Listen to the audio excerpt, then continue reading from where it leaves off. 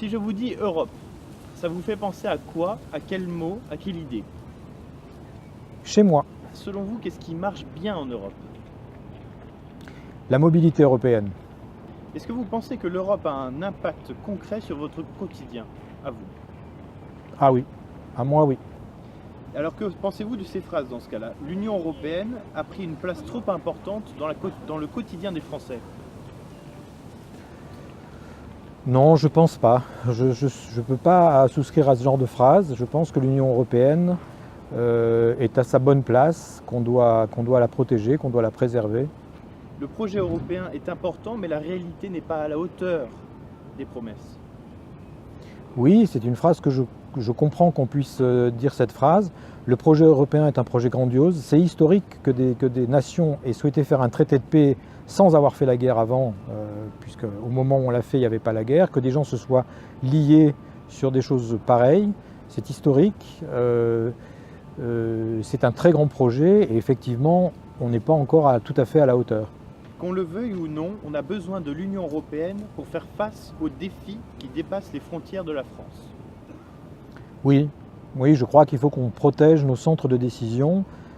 Si on reste morcelé, non seulement on risque d'avoir la guerre et des explosions de violence, mais les décisions vont être prises ailleurs que chez nous. Ça vaut la peine de se battre pour l'Union européenne. Oui, je pense que ça vaut la peine de se battre pour l'Union européenne.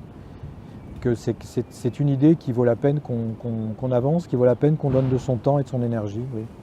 Pensez-vous que l'Europe peut être plus efficace que l'échelon national pour vous défendre sur certains sujets?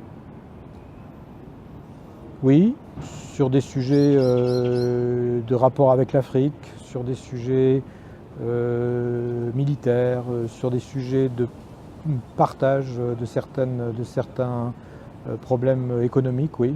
Et quelles devraient être, selon vous, les priorités de l'Union européenne? Sûrement l'éducation, la mise en commun de la culture et de l'éducation, le multilinguisme, les réseaux électriques. Je pense que le transport et la distribution d'électricité devraient être le nouveau défi comme l'a été la CECA il y a 50 ans. Et ce que j'appellerais également les partages de pairs, PAIRS, c'est-à-dire la multiplication des échanges, non pas au niveau de l'État, mais des échanges d'élus municipaux, des échanges d'étudiants, des échanges de décideurs, des échanges d'associations, des échanges de plus en plus transversaux et citoyens au cœur de l'Europe. Il faut faire comme un tissu, quoi, des choses qui se croisent dans un sens et dans l'autre, de façon à ce que ça devienne très solide. Et une dernière chose que vous demanderiez à l'Europe pour améliorer votre quotidien?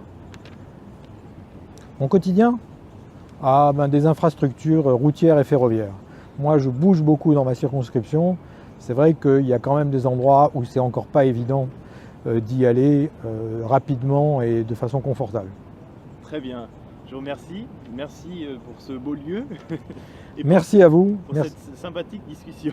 À votre disposition. Merci. Au revoir à tous.